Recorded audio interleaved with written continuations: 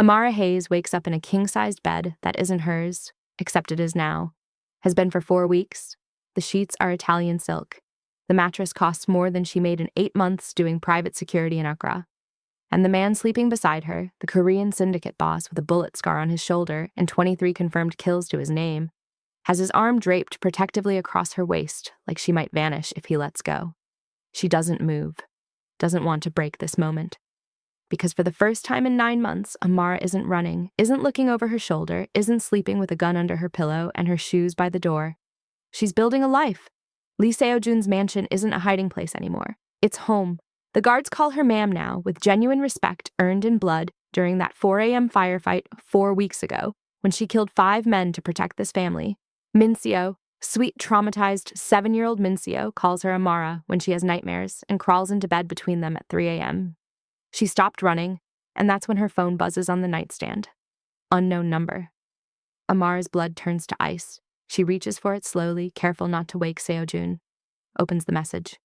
"You can't hide behind a Korean gangster forever, Amara. We're already here." Below the text, a photo loads. Min-seo, walking into her new elite academy this morning. Navy uniform, backpack, surrounded by other children. The angle is professional. Telephoto lens taken from a rooftop across the street. Today's date, time-stamped in the corner. 7:03 a.m. 3 hours ago. Amara is out of bed before her brain fully processes the threat.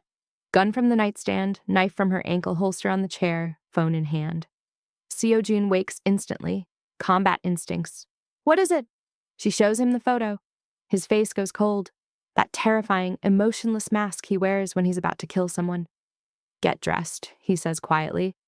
"We're going to the school now." Before we go any further, have you ever felt completely safe only to realize danger was closer than you thought? Drop your story in the comments. I read every single one. And if you're already hooked on Amara and Seo-jun's story, hit that like button so I know you're here for the chaos. Let's get into it.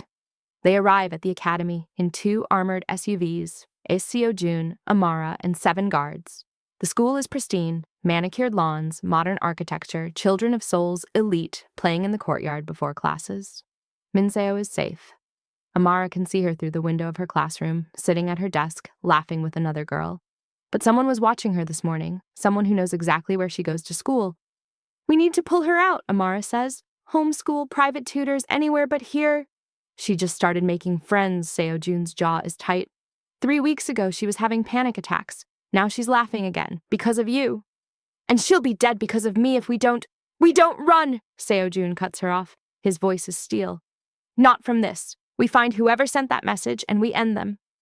Amara wants to argue, but she sees the same cold calculation in his eyes that she saw 4 weeks ago when he chose to stand and fight instead of abandoning her. He's not letting her go, even if keeping her gets them all killed. "Okay," she says quietly. "Then we hunt them." Back at the mansion, Seo-jun's war room is in the basement. Floor-to-ceiling screens, secure communications, maps of Seoul with digital overlays showing territory, safe houses, rival syndicate movements. Jin-ho, Seo-jun's head of security, is already pulling surveillance footage from every camera within a mile of Min-seo's school. "There," Amara points. "Rooftop, northeast corner, that's the angle." Jin-ho zooms in. A figure, male, dark clothing, professional-grade camera with telephoto lens. "Can you get a face?" Seo-jun asks. "Working on it." Amara studies the footage, the way the man moves, confident, relaxed, no fear of being spotted. This isn't amateur hour. This is someone who's done this 1,000 times. "He wanted us to know," she says quietly. Seo-jun looks at her. "What?" He took the photo from a visible position, sent it from a burner, but didn't mask the timestamp. "He's not trying to hide." Amara's throat tightens. "He's announcing himself, letting me know he's here, that he can get to Min-seo anytime he wants." "Who is he?" "I don't know. After Lagos, I never saw their faces. Just heard the gunshots, saw my team die." Her voice doesn't shake. It never does when she talks about that night. "But whoever hired them doesn't leave loose ends. I'm the last one who can testify that the diplomat they killed was laundering syndicate money, and they won't stop until I'm dead." Seo-jun steps closer, takes her face in his hands. "Then we kill them first." Amara is in the training room running drills when Jin-ho interrupts. "Ma'am, we have a situation." She follows him upstairs. Standing in Seo-jun's office is a woman Amara has never seen before. Nigerian, early 30s, professional pantsuit. Interpol badge clipped to her belt. Amara Hayes, the woman says, in Yoruba accented English. Or should I say Amara Okafor? Amara Johnson, you've had a lot of names in the last 9 months. Amara's hand moves instinctively toward her concealed carry. Relax, the woman holds up both hands. I'm not here to arrest you. I'm here to save your life. Seo-jun is already standing behind his desk, armed. Who are you? He demands. Detective Folake Adeyemi, Nigerian Interpol. I've been tracking the Lagos assassination for 9 months. She looks at Amara. You're the only witness who survived, and I need your testimony to bring down the people responsible. Amara laughs. It's bitter, humorless. You want me to testify in open court against a West African syndicate with connections in 15 countries? In exchange for full immunity and witness protection. Witness protection doesn't work when the people hunting you have unlimited resources. Amara's voice hardens. I testify. I die. Everyone I care about dies. So thanks, but no. Detective Adeyemi's expression doesn't change. The hit team is already in Seoul, she says calmly. 3 operatives led by a man named Victor Okonkwo. Former Nigerian Special Forces, dishonorable discharge for war crimes. He's eliminated 52 targets in the last 7 years. 0 failures. The name means nothing to Amara, but the number does. 52. How long do I have? Amara asks. They arrived 3 days ago. Based on patterns, they'll make contact within 72 hours. Establish surveillance, confirm the target, then execute. Detective Adeyemi pauses. If you let me help, I can extract you before they strike. No, Amara's voice is quiet but absolute. I'm not running anymore. Amara?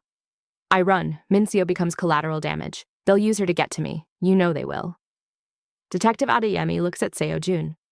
You understand what you're signing up for. Keeping her here makes you a target too. Seo-jun smiles. It's cold. I've been a target my entire life, detective. One more doesn't scare me. This isn't syndicate warfare. This is international organized crime. Then it's a fair fight. Detective Adeyemi stares at them both for a long moment. Then she pulls out a business card, sets it on the desk. When you change your mind, and you will, call me. I'll do what I can. She leaves. Amara picks up the card, studies it. You should take her deal, Seo-jun says quietly. What? Witness protection, new life. You'd be safe. Amara turns to face him. Without you, without Min-seo. Alive. Alone. She steps closer. I've been alone for 9 months, Seo-jun. Running, hiding, surviving, but not living. And then I found you. Found Min-seo. Found a reason to stop running. Her voice cracks. Don't ask me to give that up. Seo-jun pulls her into his arms. Then we fight, he murmurs against her hair. Together. Together. That afternoon, 2:37 p.m., Amara is on the rooftop of the mansion when her pass calls. Not literally, but close enough. She's running perimeter checks. Old habits die hard when she spots it. A drone. Small, professional grade, hovering 250 meters out, just beyond the estate walls. Watching. Amara doesn't react, doesn't look directly at it, just continues her patrol like she hasn't noticed. But inside, her heart is pounding. They're here, not just in Seoul. Here, at the house.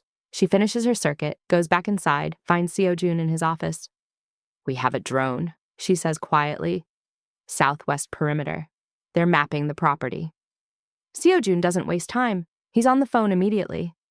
Jin-ho, drone, southwest. I want it traced and destroyed, in that order. 40 seconds later, one of the guards fires a precision shot. The drone drops, but the damage is done. They know the layout now, know the guard rotations, know where Min-seo's bedroom is. We need to move her, Amara says.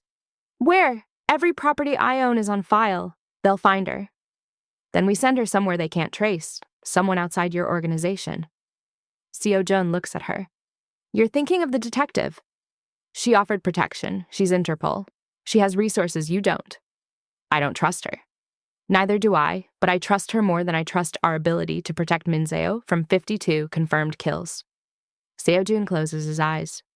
This is what it looks like when a syndicate boss realizes he's outgunned. I'll make the call, he says finally. They don't make it to the phone call, because that's when Jin-ho bursts into the office. Sir, the school just called. Someone tried to take Min-seo. Amara is moving before Jin-ho finishes the sentence. Seo-jun is right behind her. They're in the car in 50 seconds.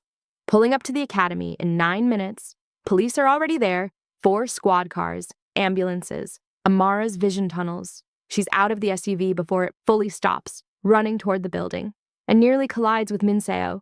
She's sitting on the front steps with a teacher, wrapped in a blanket, drinking juice, unharmed. Amara! She sees her and bursts into tears.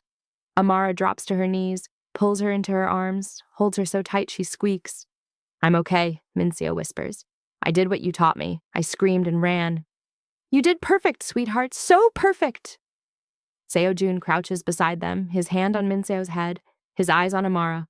They almost lost her. A police officer approaches. Mr. Lee, your daughter was very brave. 4 men approached her during outdoor break, tried to lead her to a vehicle parked outside the fence. She screamed, kicked one of them, and ran back to the teachers.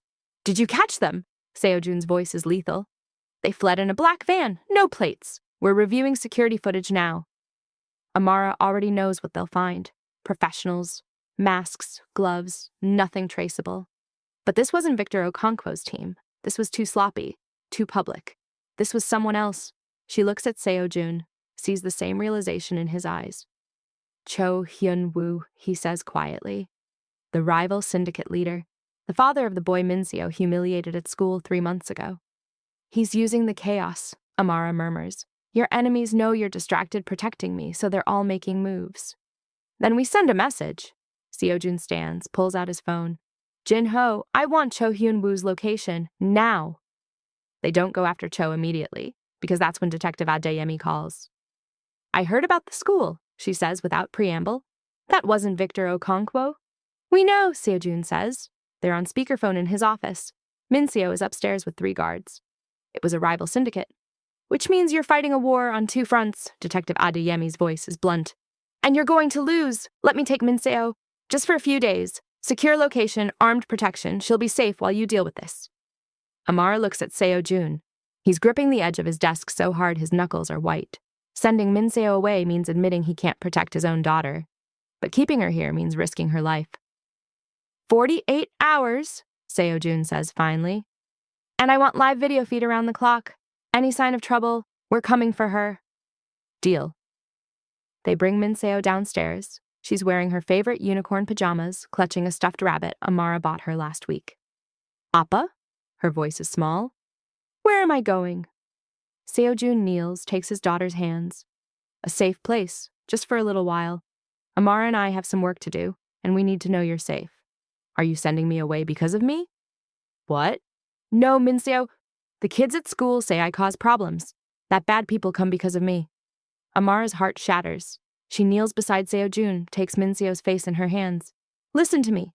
None of this is your fault. You hear me? Not the attack, not the school, none of it. Her voice is fierce. Bad people exist because they choose to be bad, not because of you. You are brave and strong and perfect, and we're keeping you safe because we love you. Okay? Min-seo nods, tears streaming down her face. I love you too, Amara. Appa. It's the first time she's said it out loud to Amara. Amara pulls her into her arms, buries her face in her hair so she can't see her cry. I'll see you in 2 days, she whispers. I promise. Detective Adeyemi arrives 30 minutes later with 3 armed agents. They take Min-seo. Amara watches the car pull away until the taillights disappear, and then she turns to Seo-jun. Now we end this. Okay, pause for a second. If someone tried to hurt a child you loved, how far would you go to protect them? Drop your answer in the comments. And if you're Team Amara and Seo-jun fighting back, hit that subscribe button because part 3 is coming and it's going to be intense. Let's keep going. Seo-jun's basement war room is full. 14 guards, Jin-ho, Detective Adeyemi on video call, and Amara. Seo-jun stands at the head of the table. We have 2 threats, he says. Victor Okonkwo and his team, here to eliminate Amara, and Cho Hyun-woo, attacking my family. He looks at Amara. We deal with Cho first, fast and loud. Send a message to anyone else thinking of making moves. And Victor, Jin-ho asks. We set a trap, Amara steps forward. Victor is a professional. He won't move until he's confirmed my location, mapped my routine, identified vulnerabilities. So we give him what he wants. We leak that I'll be at a specific location, at a specific time, alone. You're bait, Detective Adeyemi says flatly. I'm the target. Might as well use it. Amara meets Seo-jun's eyes. And when he shows up with his team, we'll be waiting. Seo-jun's smile is cold. Amara won't be alone. They find Cho at his private club in Itaewon. Seo-jun, Amara, and 10 guards walk in through the front door. No masks, no subtlety. The club goes silent. Cho is at a VIP table with 7 of his men. He sees Seo-jun and stands. "Lee, you have some nerve." Seo-jun shoots the man to Cho's left in the kneecap. The gunshot is deafening in the enclosed space. People scream. "Run for the exits." Cho's remaining men reach for weapons. Amara moves. She disarms the closest guard in 3 moves, breaks his wrist, takes his gun, fires 4 shots. 4 men drop. Non-lethal. Knees and shoulders. The entire room is secured in under 20 seconds. Seo-jun walks up to Cho, presses his gun under the man's chin. "You tried to take my daughter." I didn't." "Don't lie to me." Seo-jun's voice is soft, terrifying. "You thought I was distracted, thought you could make a move while I was dealing with other problems. You were wrong." "Seo-jun, please." "You have 2 choices, exile or death. Choose now." Cho's face goes white. "Exile." "Smart man, you have 24 hours to leave Seoul. If I see you again, I won't ask questions. I'll just put a bullet in your skull." Seo-jun steps back. "Oh, and Cho? Tell everyone what happened here tonight. Make sure they understand. Anyone who touches my family dies." They leave. Behind them, Cho collapses into his chair, shaking. In the car, Amara looks at Seo-jun. "You let him live!" "He was a distraction. Victor is the real threat." "You're getting soft." Seo-jun smiles, takes her hand. "Only with you." 3 days later, they leak the information through 4 separate channels. Amara will be at a private shooting range in Yongsan. 3 p.m. Alone. Training. It's the perfect setup. Isolated location, soundproofed, easy access, and escape routes. Of course, Amara won't actually be alone. Seo-jun and 17 guards will be positioned throughout the building. Snipers on adjacent rooftops. Detective Adeyemi's team covering exits. They're ready. At 2:50 p.m., Amara arrives at the range. She goes through the motions, checks in at the desk, rents a lane, sets up her targets, and waits. 2:58 p.m., nothing. 3:05 p.m., still nothing. 3:20 p.m. Seo-jun's voice crackles through her earpiece. "Maybe he's not coming." "He's coming," Amara murmurs. "He's just being careful." 3:35 p.m. The door to the range opens. A man enters. Tall, Nigerian, 40s, calm. He moves like water. Victor Okonkwo. He doesn't acknowledge Amara, just rents the lane next to hers, sets up his own target, starts shooting. Amara continues her own practice, aware of every move he makes. They shoot in parallel for 6 minutes. Then Victor stops, turns to her. "You're good," he says in Igbo-accented English. "Thanks." "Military?" "Private security." "Ah," he reloads. "I was military once, Nigerian Army Special Forces." "What happened?" "Dishonorable discharge. Turns out they frown on creative interpretations of rules of engagement." He smiles. It doesn't reach his eyes. "Now I freelance." Amara's finger hovers near her weapon. "What kind of freelance?" "Problem solving. Someone has a problem. I solve it. Permanently." "Sounds dangerous." "It is." Victor turns to face her fully. Especially when the problem is a woman who witnessed something she shouldn't have, who's been running for 9 months, who's very, very hard to find. The air between them crackles with tension. "Until she stops running," Amara says quietly. "Until she stops running," Victor agrees. "And hides behind a Korean gangster with delusions of protection?" "He's not delusional. He's very good at what he does." "So am I." Victor tilts his head. "I counted 17 of his men in this building. 4 snipers outside. Probably Interpol covering the exits. Impressive. But not enough." "Then why are you here if you know it's a trap?" "Because I don't want to kill you, Amara." Victor's voice is almost gentle. "I don't have a personal stake in this. I'm just doing a job. So I'm offering you a deal." "I'm listening." "Testify that the diplomat you were protecting in Lagos was laundering syndicate money. Go public. Make a statement. The syndicate gets what they want. Confirmation that their cleanup was thorough. And they'll call off the hit. You live. I get paid for resolving the problem peacefully. Everyone wins." Amara stares at him. "And if I testify, they'll kill everyone I named as a witness, my entire team's families." "Your team is already dead." "Their families aren't." Victor sighs. Then we have a problem. Yeah, we do. For a long moment, neither moves. Then Victor smiles. I'll see you soon, Amara. He walks out. Amara doesn't stop him, because she understands now. Victor isn't the real threat. He's the messenger. The warning shot, the real attack is coming, tonight. They're back at the mansion, debriefing, analyzing, planning next steps. Detective Adeyemi is on the video screen. Victor made contact but didn't engage. That's unusual. He was testing us, Amara says, seeing how we'd react, measuring our resources. Or he was delivering a message, Seo-jun murmurs. Everyone looks at him. What message? Jin-ho asks. Seo-jun pulls up a financial report on the main screen. I had our people dig into the Lagos assassination. The diplomat who was killed, Adebayo Ogunlade, was laundering money through offshore accounts. Hong Kong, Singapore, Seoul. Amara goes very still. Seoul. 4 shell corporations, all connected to luxury real estate and nightclub operations. Seo-jun's face is grim. Amara, the syndicate wasn't just using the diplomat to launder money. They were using my businesses. The room goes silent. That's why they want me dead, Amara whispers. Not just because I'm a witness, because I can connect the diplomat to your operations. Prove the money trail. Which means I'm not just collateral damage, Seo-jun's jaw tightens. I'm the target. You're just the loose end. They want your empire, Detective Adeyemi leans forward on screen. If that's true, killing Amara doesn't solve their problem anymore. You've already seen the connection. Which means they're coming for all of us, Amara finishes. As if on cue, the power goes out. Emergency lighting kicks in. Red, flickering, Jin-ho is already moving. Perimeter breach, northeast fence, multiple contacts. Gunfire, shattering glass. Seo-jun grabs Amara's arm. The panic room, now. What about Min-seo? She's with Adeyemi. She's safe. Move. They run. The mansion becomes a war zone. 25 attackers. Professional, coordinated, heavily armed. Seo-jun's 14 guards engage immediately. Gunfire echoes through every hallway.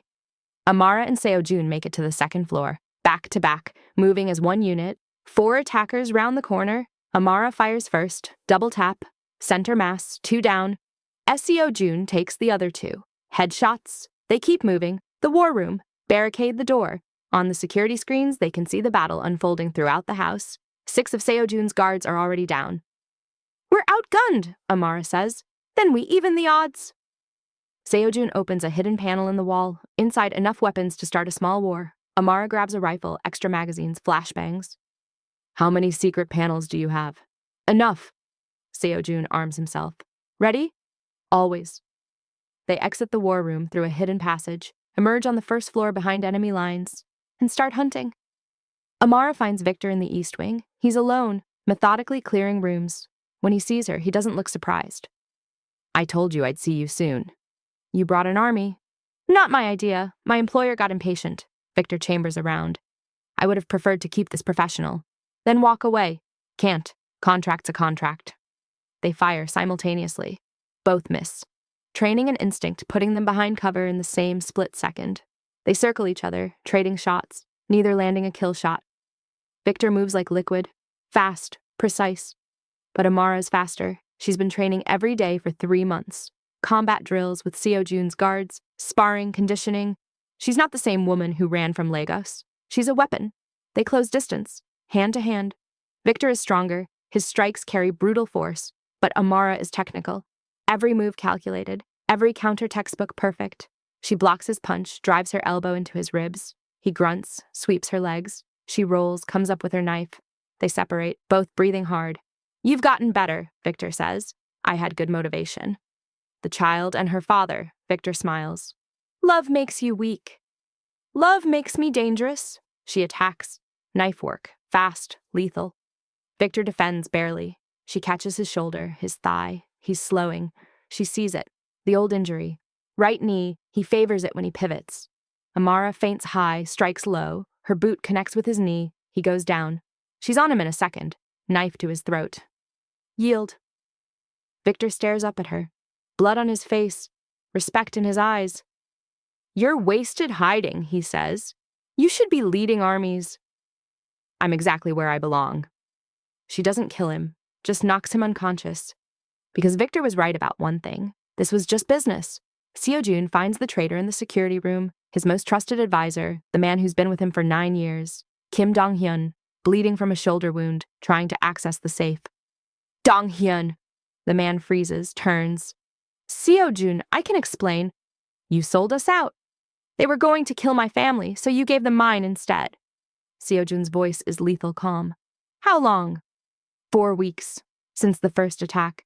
They approached me, said if I helped, they'd spare me. I didn't have a choice. There's always a choice. Seo-jun raises his gun. A gunshot echoes, but it's not Seo-jun who fired. Amara stands in the doorway, smoking gun in hand. Kim Dong-hyun drops. He was going for his weapon, Amara says quietly. Seo-jun looks at the body, then at Amara. Thank you. We're even. The battle ends. 18 attackers dead, 6 captured, 4 escaped.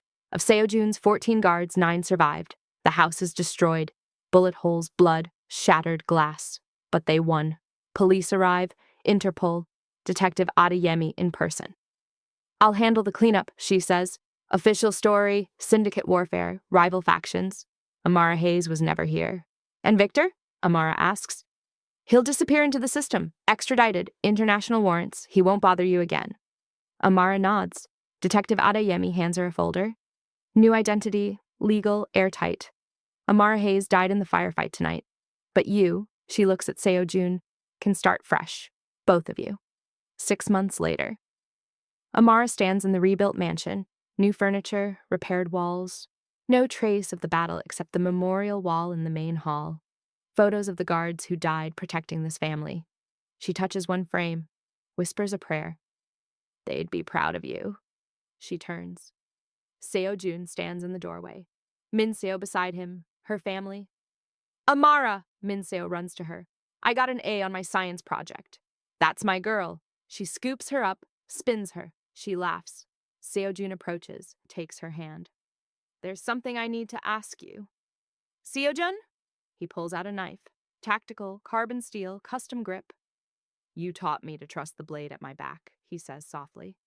Taught me that the most dangerous weapon is the one you never see coming. He holds out the knife. Amara Hayes, or whoever you want to be now, I'm asking you to be the one who always has my back. Officially, permanently. Amara stares at the knife, at this man who chose her over safety, over logic, over everything. Are you proposing with a weapon? You prefer rings? She laughs, takes the knife. This is perfect. Is that a yes? That's a yes. Seo-jun kisses her. Soft, deep, full of promise. Min-seo makes gagging noises. Gross! Appa, you're kissing! They break apart laughing. Amara looks at her family, at the home she built from blood and survival. And for the first time in 9 months, she's not running. She's exactly where she belongs. 8 months later, Amara stands in the training yard, teaching a class of new recruits. 25 guards, men and women, all learning the techniques that kept them alive. Min-seo practices alongside them. 8 years old now, confident, strong, fearless. Seo-jun watches from the window of his rebuilt office, the same window where he first saw her training his daughter. Except this time he's not suspicious. He's home. Amara looks up, catches his eye through the glass, smiles. He smiles back. And in that moment, both of them know. Some warriors are meant to hide. Some are meant to run. But the best ones find something worth fighting for and build an empire protecting it. If you made it this far, you're the real one. Hit that like button, drop a comment telling me if you're Team Amara forever, and subscribe because part 3 is coming and you do not want to miss what happens when one of Amara's supposedly dead teammates surfaces with information that changes everything. Where are you watching from? Drop your country below. Thank you for spending this time with me. This is Soulfire Chronicles, where warriors become queens and syndicate bosses learn to love. How's your day going? Let me know. See you in part 3. Stay blessed.